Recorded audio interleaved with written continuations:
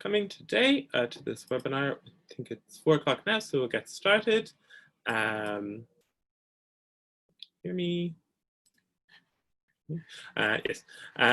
So thank you for coming. And this webinar is entitled Documenting Windrush Arrivals, and we are holding it today because earlier this week on Windrush Day on Monday, we added a new layer to Layers of London, which shows details of the 1,027 arrivals on the Windrush who came to Britain from the Caribbean in 1948.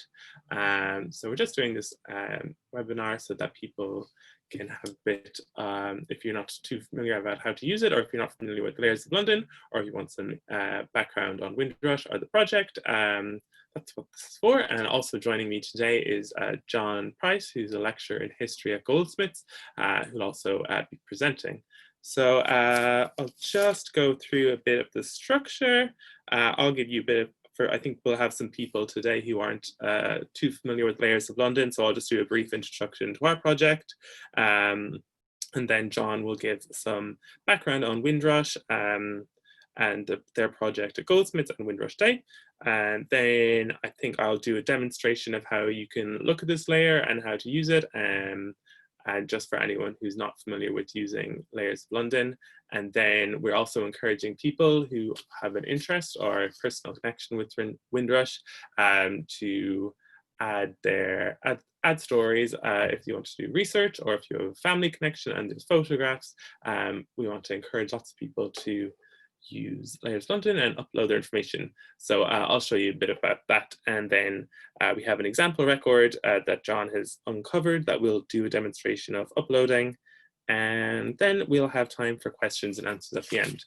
So just so you all know, you will not need to use your cameras or microphones for this webinar. It's all broadcast, but you will be able to interact by using the chat box. So we'll have a questions and answer period at the end, so you can put all your questions in there and either I'll answer them or John will be, I'll relay them to John and maybe he can. So yeah, I'll just get started. I'll share my screen so I can show you Layers of London.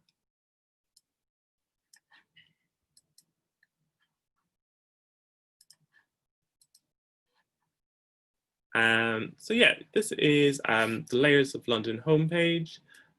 So we are a project that's based at the Institute of Historical Research at the University of London.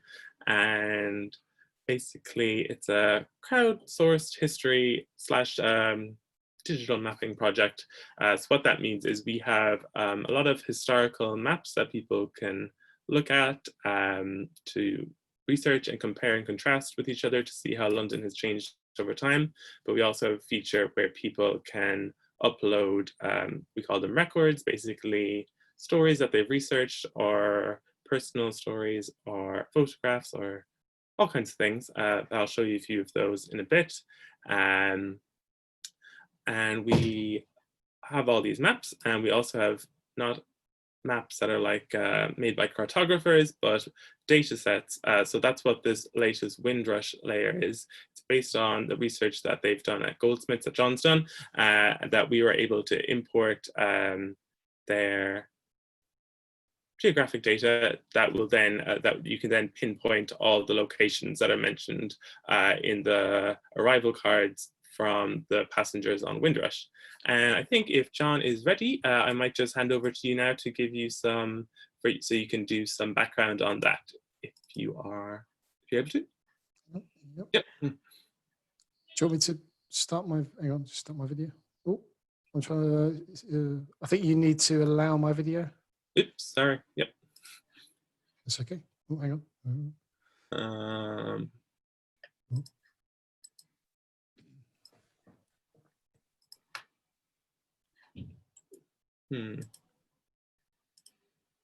If not, I can just do it. I think you should be able to now. Oh, there we go. Yeah, sorry. Okay. Hello. Right, you can see me okay? Make sure I'm in the little phone. Okay. So yeah, my name's John Price. I'm a lecturer in senior lecturer in history at Goldsmiths, and so most people will probably know about the the Empire Windrush arrived in London at Tilbury on the 22nd of June 1948. It was bringing some ex-servicemen or some servicemen back from the Caribbean who had been serving in the Caribbean. So its primary role was to bring back various members of the services who were serving out there back to Britain. And it also brought back, some tickets were sold in Jamaica, and it brought back somewhere in the region of 500 or 600 people to Britain, people from Jamaica predominantly, and arrived, as I say, 22nd of June 1948. Of course, there's a a centuries long history of people of colour in Britain. It goes back to the pre-Roman times, but Windrush is often talked about as the start of a post-war process of migration that people are familiar with, in terms of people from the Caribbean coming over for the NHS, coming over for London Transport, filling vacancies after the war. So although Windrush in some ways is only one episode in a long history of migration to Britain, it is an episode which people zoom in on as being a marker for, certainly for post-war migration, certainly post-war sort of Caribbean migration to Britain. So as a historian, the Windrush is always quite an interesting case study to look at. And then give you some idea of why I started working on this. In 2017, a journalist called Amelia Gentleman started to break a story in the Guardian around people who were referred to as being in the Windrush generation. So these are people who came from the Caribbean in the 50s and 60s, and there was a process of deportation had been happening. A lot of these people had been suddenly, inexplicably told that they had no right to remain in the country, and were being quite purposely, but quite quietly deported from the country. So Amelia did a big piece of work on this in the Guardian, and this is the best. It's back. I don't know if is that back to front. I don't know. So I don't know if I'm just seeing it back to front. So it came out in this book. This is Amelia Gentleman's book, The Windrush Betrayal, and that's the best place to find out all about what became known as the Windrush scandal, which was about these people who were being deported for apparently not being British citizens, when many of them had come here in the 50s and 60s before 1962, when they were still British citizens, still British subjects, Commonwealth citizens. So in 2018, I was reading all of this thinking, firstly, what a scandal it was, but also thinking one of the things that Amelia wrote a lot about was how a lot of these people were unable to document their arrival in the country. They didn't have the paperwork necessarily from when they arrived. A lot of them arrived as children. They came in on other people's passports. They had been naturalized in Britain. So there was what she was saying was that a lot of documents had been destroyed over the years, and therefore these people were unable to provide evidence of their citizenship.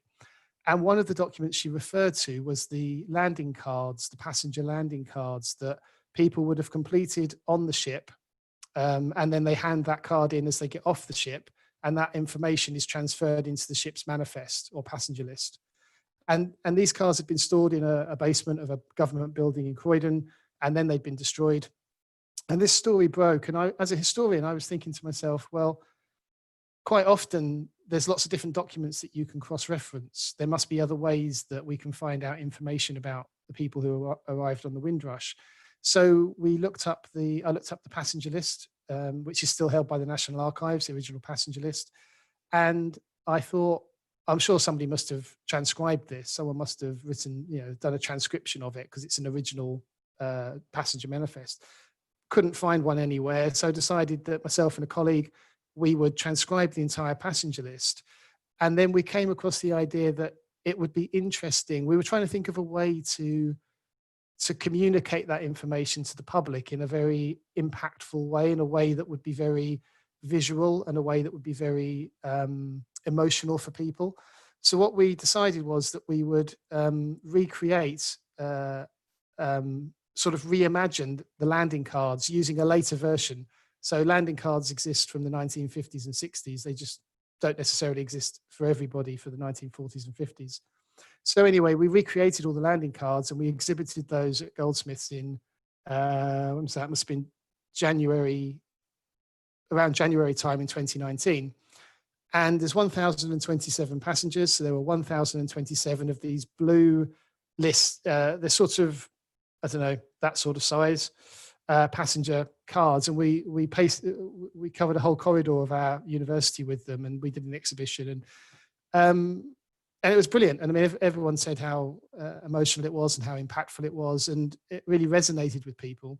And because we transcribed the database, we decided that we'd make that available through our website as a searchable database so that anyone could go on and search for people who had been on the Windrush originally. And then we decided that it would be interesting to map that. So we started to put mapping coordinates in, and some people from our computing department at Goldsmiths did a lot of mapping work. And then it seemed that Layers of London would be the logical place to release that mapping data. So recently we got in touch and we've been liaising around that, and it's just fantastic now to see the data mapped. And I can talk a little bit later about what I think, some of the things I've noticed already. I mean, I feel quite familiar with the data because I've been backwards and forwards through the database so many times, but I'm seeing things on the map that I wouldn't have noticed if the data hadn't been mapped. So I can talk a bit about that, but that's just some background as to how this kind of database came about. Thanks, John. I'll just now, I think I'll show you guys how to access the layer and just how to see that data that John was talking about. So I'll go back to sharing my screen.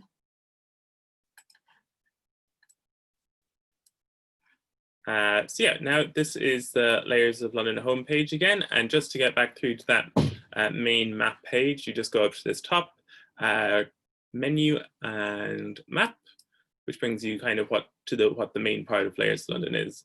So as I mentioned earlier, the project is really divided between the historic maps and the records that people upload. So the records are what we see on the left-hand side, which we can talk a bit more about later. But for the moment, we're just focusing on the map. So I will hide this panel with this button. And also the records are represented by all these black squares on the map. Just to give you an example of what I mean, I'll click on one and someone's added some information at that location about Crockett's Leatherworks Factory War Memorial. So all these squares include historic information that people have uploaded.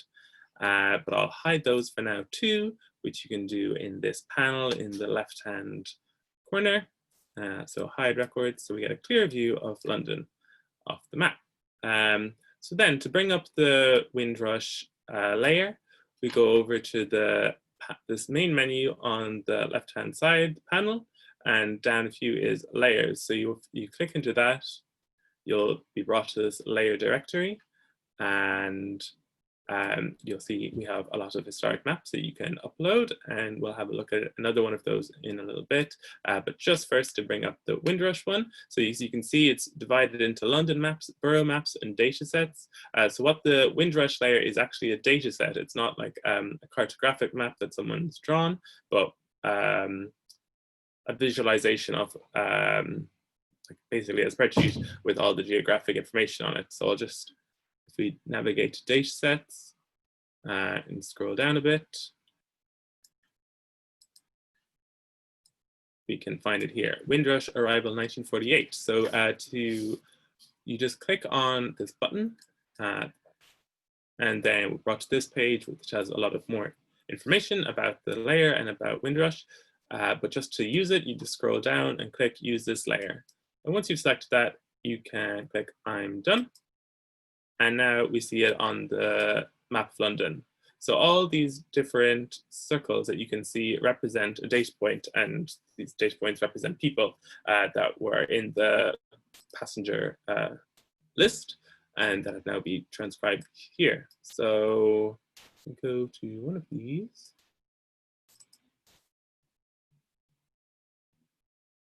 So to access the information, you just need to wait till click around it, and then you're hand will turn to a pointy hand, and click on it, and a little yellow square will pop up. So it has some information about him. Daniel Nichols, he was 26. He was a seaman. He was proposed address when he arrived in London was to go to 109 Haberdasher Street. And Haberdasher Street is actually parallel to where I live, so I can see it over there. I don't know if I can see 109, but maybe. And then there's also a link to the PDF here, so then you can see that landing card, an example of the landing cards that John was talking about. So this is what they created for the exhibition at Goldsmiths, and has all the same information as was in that little yellow box on the website. So each of those circles has that same information, and you can zoom out and you can see we have all of London covered. So it's interesting just at first glance to see the areas of density that people were going to. And this is also a first for Layers of London, is that we've included information from the whole country. So there was people from the Windrush going all across the UK, and we made the decision to make it available like this, mapped, just because we thought it was really good information, and we wanted to make sure that anyone who was interested, even if they weren't directly interested in London, would be able to see it. So you can go out and see the covers everywhere. And then similar, you can see those areas of density like around the major cities, Manchester and Birmingham, Liverpool, but also in some remote areas too, way up there. Oscar Linda must have found the climate.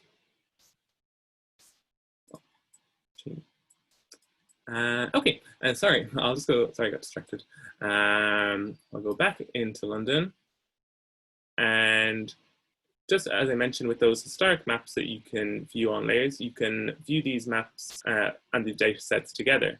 So what we are finding particularly interesting is looking at this data set over an OS map from the 1940s to 60s.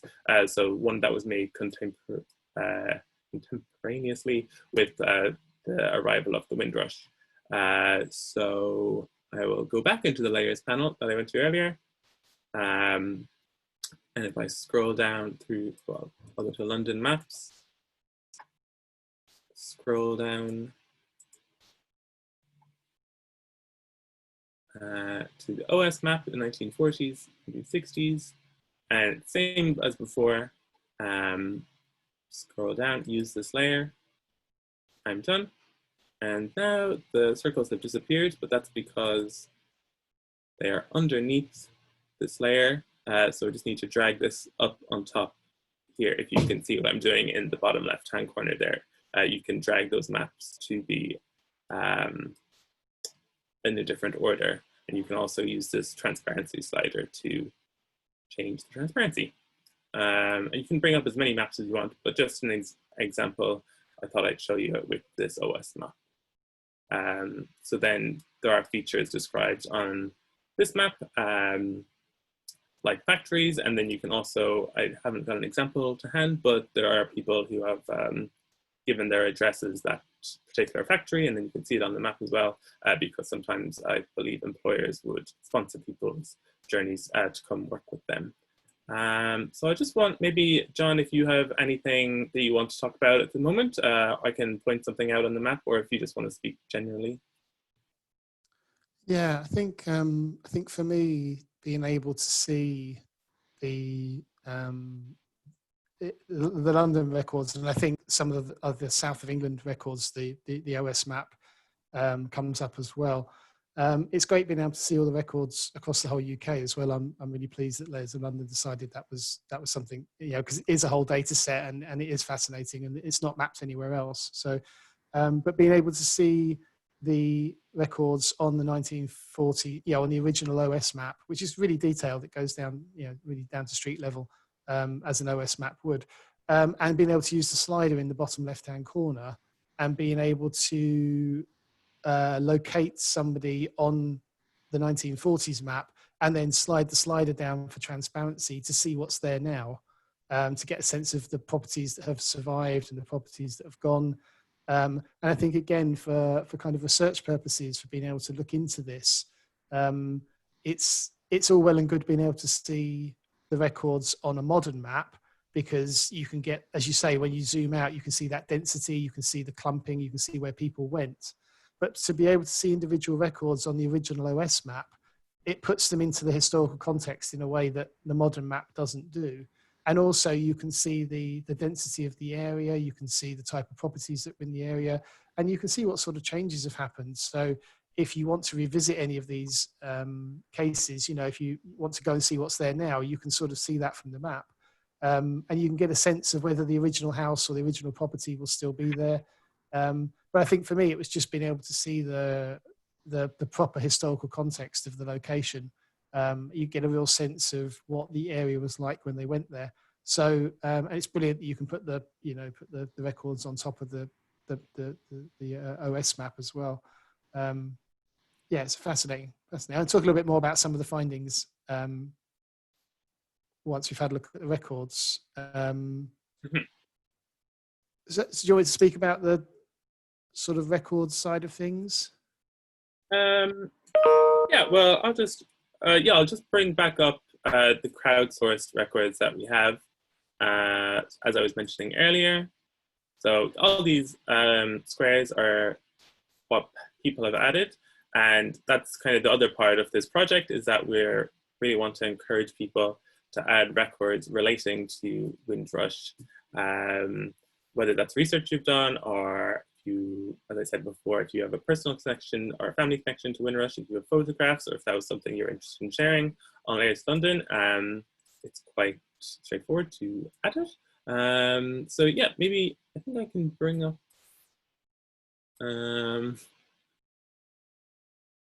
what you sent me, John, and maybe if you could talk a bit about that. Yeah, I mean, the layer's only been live for a few days, and it's really revealing all kinds of interesting things. And we talked about, for us really, for me and the people in the project at Goldsmiths, it's having the information available to the public is brilliant. But what we really want is for it to be interactive, and we want people to be able to. We know there are people out there who know an awful lot about particular individuals who arrived. There's people who've done their family history. There's people who've done individual pieces of research, and it'd be really great to see that information shared. So we hope that the map will become a real crowd sourcing opportunity for people to share what they have and their family memories and their family documents, and just make that available. This is quite a famous photograph that I think you can see it around a lot. It's one of the photographs that's quite often used by the media when they're talking about the Windrush, and it's these three guys sitting on the dockside at Tilbury. And this is John Hazel, Harold Wilmot, and John Richards.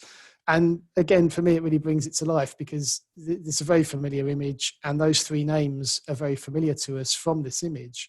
But to be able to go into the passenger list and see them arriving and see their details, and then to see where they went and to try and piece together their onward journey, I think is so interesting. So yeah, we thought in particular, say John Hazel. I mean, what's often reported is that this picture depicts three boxers who had come to the country to take part in a sort of training camps for boxing.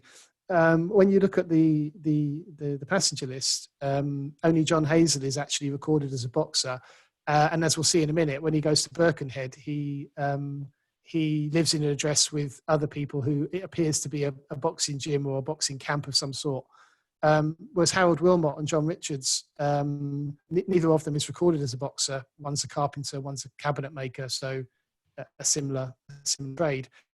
One ends up at the deep shelter in Clapham because they don't have an address to go to, and another one ends up in East Dunbartonshire in Scotland. So there's a real story here to be uncovered around. These three guys were obviously photographed together. They obviously had some association when they arrived, and yet they end up going to such different places. And I think it will be the adding of records that people have that will start to flesh out a lot of these stories about the lives that people led once they'd arrived. the act of arrival is such a punctuation mark in some ways. It's a one moment occasion when the Windrush docks, and those 1,027 people go across the country and start lives, and it will be those lives that will be so interesting to track. So yeah, it would be great if people can upload. So I just thought this would be a really good picture maybe to upload for John Hazel. Mm-hmm. Yeah, and I will upload it now as an example, just to show anyone who's not familiar with the system about just how simple it is. It's quite straightforward to add something, and yeah, as John said, it would be really great to kind of build on adding this layer with some more multimedia and more stories as well. So that location was, I don't know if this will show. So you can use this search box in the, I've never tested it for locations outside of London, so I'm not sure if it works. So you might have to find the old-fashioned way. It's up near Liverpool, just on the opposite side of the Mersey. Bear with me as my computer has decided to slow down, but we'll get there.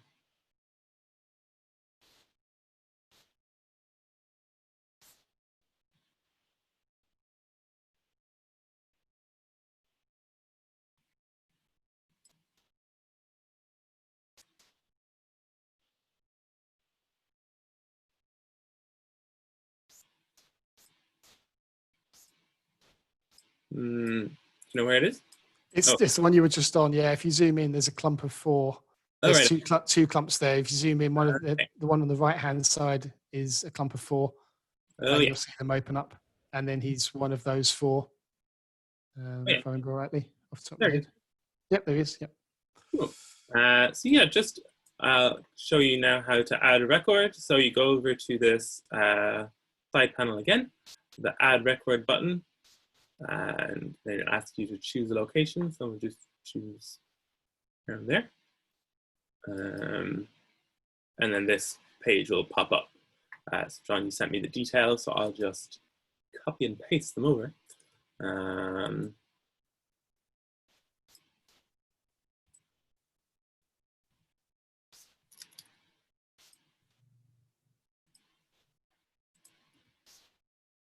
So you just need to put in a few details. So we have a title, photograph John Hazel, and then we choose a date for the record. And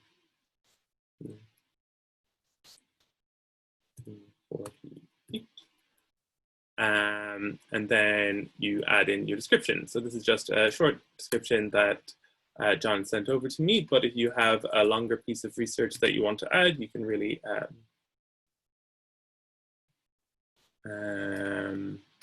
anything, or not anything, but it can be a good bit long in that if you have a longer story to tell, or if it's just a photograph that you want to give a bit of a caption to, that's fine too.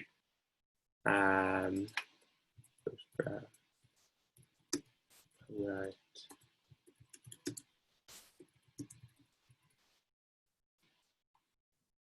So once I've added this, and then, yeah, so you add the photograph.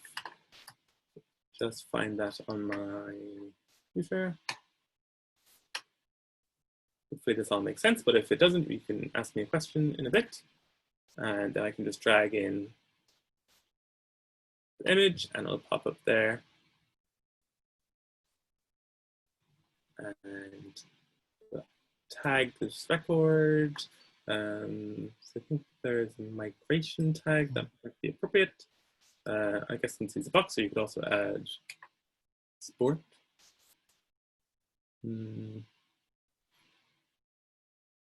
Sports clubs and facilities. And for different records, there'll be different appropriate tags, but we like to always add a tag for just make the records more navigable. I want to add this to a collection. I created a collection earlier today, which should show up in this list.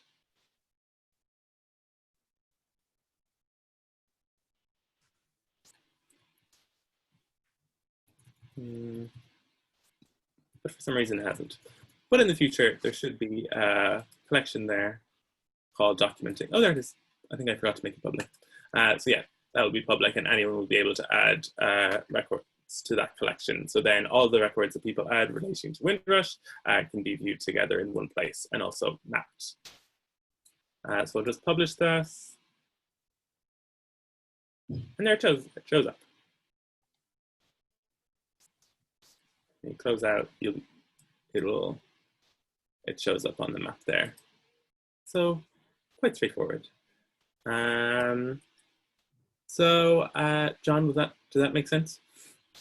Yeah, definitely. I mean, that's ideal. I think it's great as well that it builds in, because it's a separate collection, so people can come to the map and can click on the collection button on the left-hand side and see all the different documents. So you can come at this from looking at the documents in the collection and then using them to link out to the map. So if you just want to browse interesting documents, photographs, stories, that's a very easy way in. Or if you come at it from the map, if you know that someone says to you, oh, did you know that 3 doors down there was a guy, or a lady who arrived on the Windrush, who used to live there, you can go onto the map and look at your local area. And as we were saying earlier, I think it would be great to have descendants and families upload their memories and their stories in a very personal way. But I think there's a lot of people out there could use this resource as a way to, people who just enjoy doing family history research or enjoy doing local history research. I know I'll be feeding everything that I discover as I go through. So it would be great to see that build into a really big collection of fleshing out the lives of these people. That's what's so exciting. Definitely. So I just wondering, John, if you have anything else to say about how people could use the layer, or if you have anything else in general before we open up for questions. Yeah, I think for me, that one of the things I found most interesting is, so when you go through the database, obviously we've got the database as an Excel database, so we can sort it, we can query it, we can filter it, and you can do some of that on the online version on the Goldsmiths website as well. If you go to gold.ac.uk/history, I'll put this up in the chat maybe. You can use the database yourself. You can search by name and things like that. But when I'm using the database and I'm querying things, you might have it in passenger order, you might have it in surname order, you might have it in place order. But what I found is by looking at the map, it's quite easy to spot quite quickly by zooming in. You can see the little areas of density when there's big collections of people like London. But once you start to zoom in, you can actually see little areas of density where you've got 3 or 4, maybe 5 people who are all in a very, very close area together. And sometimes that's because they've all gone to the same address and they're all from the same family. But sometimes it's because, sometimes it's not obvious why that is. They're 3 or 4 seemingly unrelated individuals who have all gone to the same address. Or sometimes there are 5 or 6 different addresses on the same street. So you might have 20 people, 15 or 20 people, who all of a sudden have moved to this area and have located themselves in 3 or 4 different houses on the street. And I just think the story behind that would be so interesting. And it's something which you don't really see until you map the data. You can see it in a database if you're looking for it, but it's much easier to see it once you see that data mapped. So I think that's something that I've been really interested in doing. I think the other thing as well is around, we would probably expect, anybody who knows anything about sort of migration or history or anything like that, I think we'd all expect people to gravitate towards urban conurbations, urban cities, because that's where the work is, that's where jobs are, that's where communities are. And I think when we did the exhibition at Goldsmiths, we actually did this old school, and we had a big paper map, big kind of A0 size map on the wall with little map pins pushed into that was a labor of love, I can tell you. That was a day of time pinning those pins in. And what really struck me as I was pinning them in was, as you said earlier, Liam, the range of different places that people went to. So I think one of the things this map really opens up questions about is when you look at the UK and you think about, Caribbean migration to Britain and some of the very small rural communities that we see people going to. And again, I just think there's going to be a story there somewhere around. It'd be just interesting to know why and how, and you can see that again immediately on the map, because you can just, I find myself quite often going, wow, someone went there. Why would someone go there? I've got friends who live in Swanage, and I noticed, there was somebody who went to Swanage, and I'm really interested now to, next time I go down and visit my friends in Swanage, to kind of look that up and think, why is that person, and say to them, what do you know about this, So for me, I think that's it's the grouping together of people that's interesting. It's where they went in the country that's interesting, and I think those would be really interesting avenues to explore. And what I found, even with a very, very small amount of research, so my colleague Rose, I think, who's in the room, Rose works on Dorcas societies, and also works on and crafts and textiles and things like that. And she's very interested in Evelyn Warchamp, who was a stowaway, one of the two stowaways on the ship, who was a dressmaker. And because it's such an unusual surname, it's an unusually spelt surname, she's quite easy to track down through the extra records. So, a lot of this stuff has been made available through Ancestry, which you can get access to if you go to when they're open again. You can go to your local library. Most local libraries have free access to Ancestry. The National Archives has free access to Ancestry. Most local archives have free access to National Archives.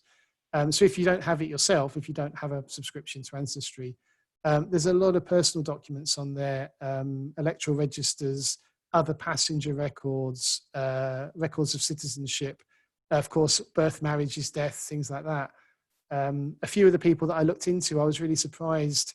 They've been in and out of the country on other ships before and after they arrived on the Windrush. So again, there's a story there that you can look into by using migration records. Again, if you go to the British Library, the newspaper room at the British Library, you can get access to the British Library collection, newspaper online collection. You can subscribe to it and do it from home, but you can also go there as well. And you can find out so much about people through that. That's been really interesting. So, and also, obviously, at the moment, we've got the History of Your House program on the television. David Olusoga's doing a House Through Time. Again, the map gives you addresses for people that could unlock a lot in terms of thinking about where people lived and how people lived and the areas that they went to. And we know that a lot of post-war migration, a lot of post-war migrants had to live in some really appalling conditions, because those were the only properties that people, that's the only properties they could live in. Yeah, people that there's a lot of exploitative landlords and people who, so people often lived in not very nice conditions. And being able to trace house history again, now we have the addresses and we've got them mapped. I think that might open up another avenue as well. So to me, this is it's just the beginning. It really is. It's going to open up so much of interest, I think. Oh, well, great. Thanks, John. That's very interesting. And I agree. It's puts a lot of ideas into your head just looking at the map for just a few minutes even. I think we'll open up to questions from the audience now. So if anyone has any questions for John or about Layers London, I'll be able to answer those. So you can put those in the chat box, which you can access on the main menu panel that is usually at the bottom, but sometimes at the top. So whatever it is for you. But John, just a question that I kind of came to my mind just there was, so these were like people's initial intention of going to these addresses when they arrived. And it's like, is there any sense of how permanent these living situations would be or ended up being? Yeah, again, I think that's one of the the map provides a way in and it provides a starting point. Again, looking at the database and looking at the mapping, quite often you do get what appear to be several unconnected people going to the same address. And we've talked a lot about this in the project, and we've mused on it. And I think there's a number of things. Sometimes they were employment agencies. So what we do know is that when the Windrush docked and people from the Ministry of Labour went on board the ship to find out who was on board and what they were coming for, we know that people who didn't have a forwarding address were viewed more suspiciously than people who did. They were viewed as being, well, if you're not here for a reason, if you've got somewhere to go and something to do, then it's an age-old story of the suspicions of migrants. So there was, I think, there would have been people would have wanted to have had a forwarding address. So quite often these were people that they knew. Maybe they'd been given an address before they boarded, and so they had an address in their hand of someone who they knew would help them or would support them. Sometimes it was an employment agency. Sometimes it was actually the employer, so they come in care of a particular employer. Sometimes it might be the certain government bureaus would bring people in. Obviously, returning servicemen were going back to their stations quite often. So although the addresses are the forwarding address that the people gave when they got off the ship, we don't necessarily know. In some cases, they will be their home address where they were going back to from a trip abroad. In some cases, they may be very transient addresses. They may be addresses. And obviously, we have 239 people who were taken to the air raid shelter on Clapham Common. We know from Peter Fryer's work on Peter Fryer, who wrote one of the sort of seminal books on Black British history, Stay in Power, was an Evening Standard journalist at the time, and he covered the Windrush, and he followed a lot of the people who went to the deep shelter, and he published stories about them in the Standard for weeks and weeks afterwards. And by his account, after 3 weeks, the shelter was empty, and everybody who'd been taken to the shelter, 239 people who had no forwarding address, within 3 weeks, he reported in the Standard that they'd all been found alternative accommodation and jobs and things like that. So, I think these addresses are absolutely fascinating because they are the address that was given. But in some cases, they're going to be the doorway to finding out, or the gateway to finding out what happened to these people afterwards and where they went and whether this was permanent or whether this was transient or whatever. So, yeah, I think that's a great question, and that's where we need people to feed in what they know as well. That's why it'll be so important to see records. Yeah, and for people who ended up in really rural places, we know was there particular working opportunities there they were aware of? Yeah, this is it. I mean, that's what's going to be so interesting to see. Where they're going for a job, where they're going because there were other people there who they knew or people who'd come before them. What I'd like to do, a bigger project that we have in mind, is to start transcribing other passenger lists from before and after the Windrush, and start putting those addresses into a database and seeing whether the same addresses in the same areas crop up over a time period, so we can see whether there's patterns of people going to the same roads, the same areas, and seeing how those communities built up, or the same employers and things like that. So, but yeah, it's those very rural addresses that fascinate me, because I think there must be a story there, and it'd be interesting to find that out. We have a question in the chat. Someone says, "This map is so insightful. Considering that some people from the Windrush were sadly deported quietly, could this data be shared with their existing family members in the UK to ensure that they can regularize their naturalization and ensure their future generations are not treated as illegal immigrants? Hopefully, Immigration Department can use this data." Yeah, I mean, I think what Amelia Gentleman's book really reveals is that although some documents, like the passenger landing cards, were destroyed, I think the more detailed story that she tells from her investigations were that although some documents were destroyed, a lot of the people who were deported actually turned up to the Home Office with vast folders full of documents that proved their status in the country, and they were just ignored. They were just, there was a hostile environment policy about lowering net migration figures, and whatever those people were saying about, or whatever data or whatever evidence they were providing, nobody wanted to listen, nobody wanted to look at it, nobody wanted to hear about them, and they were just entirely ignored. So I think what our media's work uncovered really was that quite often there was plenty of evidence, documentary evidence that people had arrived at a certain date and did arrive as British citizens, and it wasn't that they couldn't prove it; it was that the government refused to listen or refused to take any notice. And it wasn't really until the Guardian and Amelia got involved and kind of raised the profile of their cases. I mean, our passenger cards that we've got that we put in the exhibition are imagined recreations. I mean, they're not an attempt to create the original documents. Those have been destroyed, and we can only suppose what they would have looked like. What we've done is we've taken a landing card from the nearest date that we could find, which was I think the mid-50s, and we've used that as a kind of template to get the information across to people. That was the whole idea. So our passenger cards are not that data is not helpful, but the passenger list is freely available through the National Archives. I mean, it exists there, and anyone can go to the National Archives and view it. They prefer you to view it through Ancestry now because it's been digitized. So if you go and ask for the original document, they're not keen to let you see it. But it is a National Archive piece, and everybody in this country has a right to go and see it if they wanted to. So, yeah, I mean, sharing the data, we've put it out through our website, and I think also putting this map out is about trying to make contact with people who are families and descendants of the original 1,027 people, and then we can share more data with them as we have it. But yeah, I entirely agree.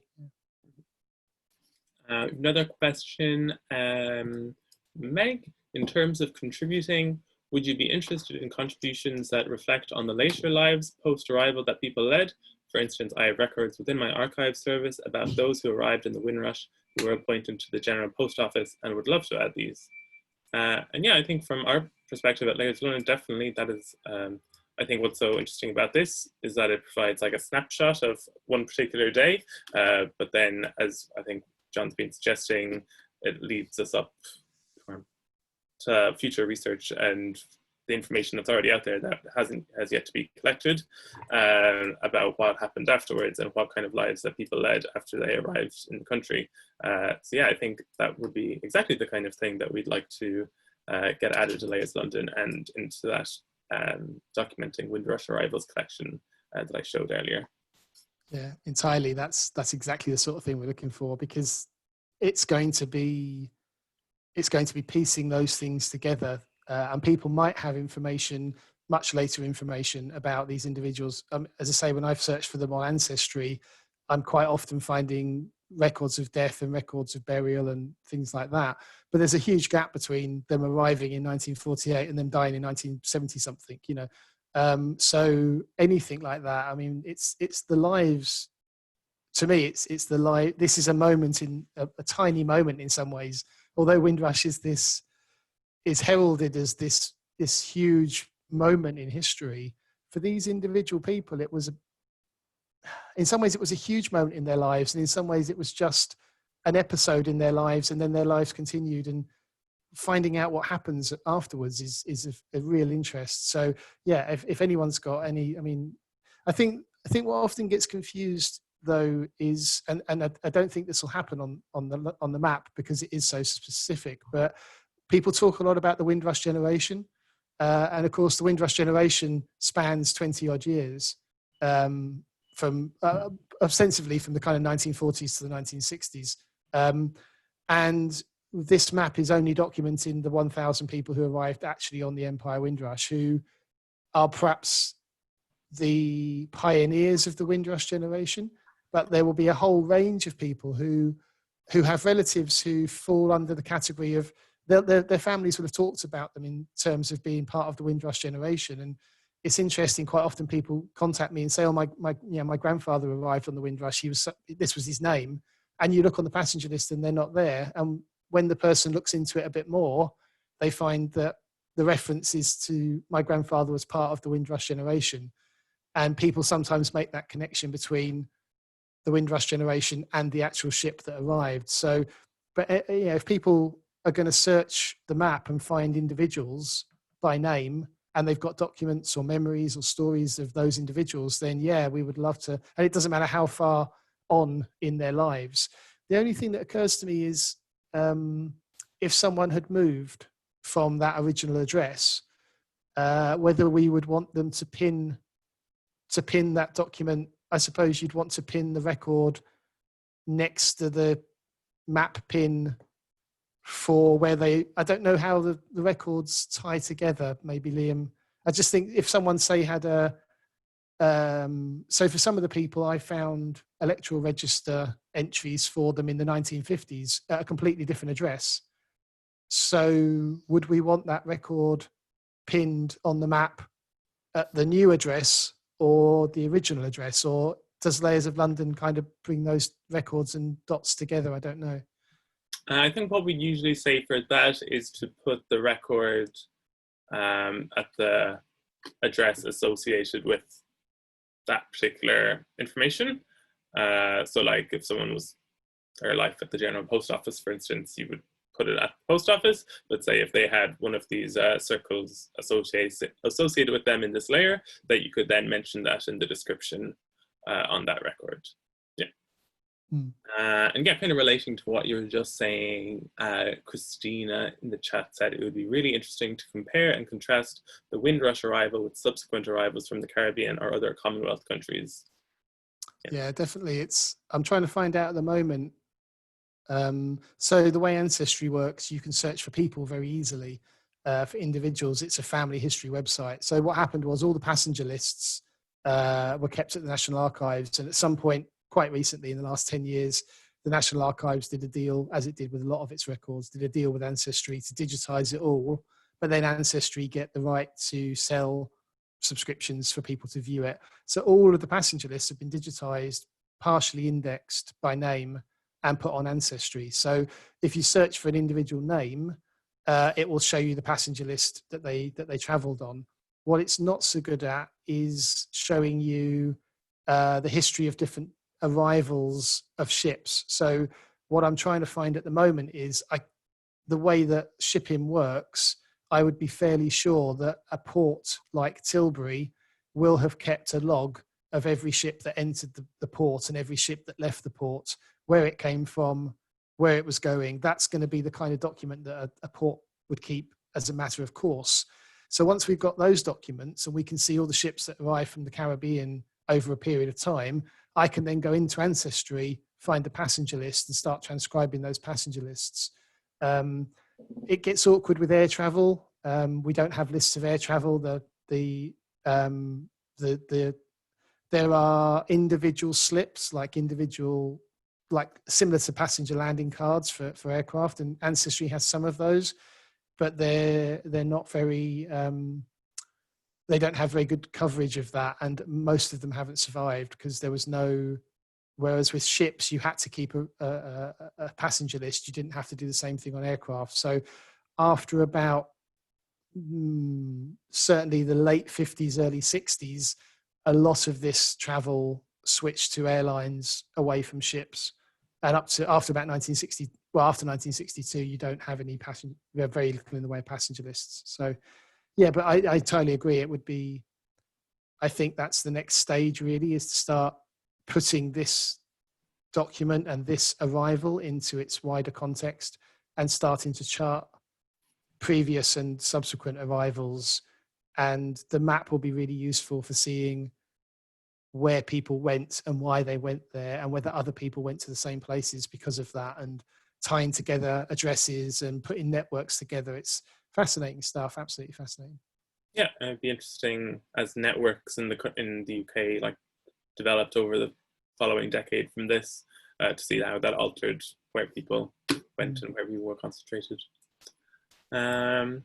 Yeah, so I think we're coming up to 5 o'clock now, so we're going to call it a day. But thanks so much, John, for coming and for sharing. It was really interesting. I think thank you for having me. Gotten everyone excited to explore the layer a bit more. So thanks again.